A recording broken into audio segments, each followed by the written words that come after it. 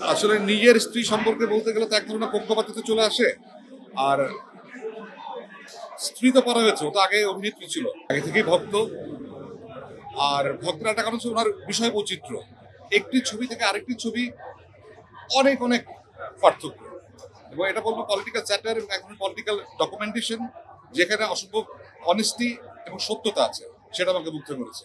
যেই কাজের সত্যতা আছে, যেটা সমাজের উপকারে লাগবে, সেই ধরনের কাজটা অবশ্যই হওয়া উচিত। সেটা তো শিল্পী মাত্রই দায় বা দায়িত্ব আমি বলবো। আসলে সরবে কাজটা করেছেন, পরবর্তী নিশ্চয়ই আরো অসাধারণ কাজ আমরা পাবো।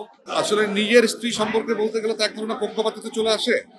আর স্ত্রী তো পড়া হয়েছে, ও তো আগে অভিনেত্রী ছিল। সেই অভিনেত্রীর ভক্ত কিন্তু আমি ছিলাম এক সময়, যখন আমি কাজ শুরু করিনি।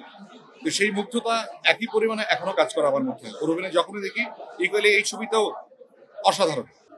আমি সরভাই ছবিটি নিয়ে সত্যি খুবই আশাবাদী। দর্শক হিসেবে কথাটা বলছি, এবং দর্শকদেরকে আমি অনুরোধ করবো হলে গিয়ে ছবিটা দেখার জন্য। ওনারা হতাশ হবেন না, নিরাশ হবেন না, এবং অনেক কিছু সময়কে কানেক্ট করতে পারবেন, এইটুকু আমি বলতে পারি।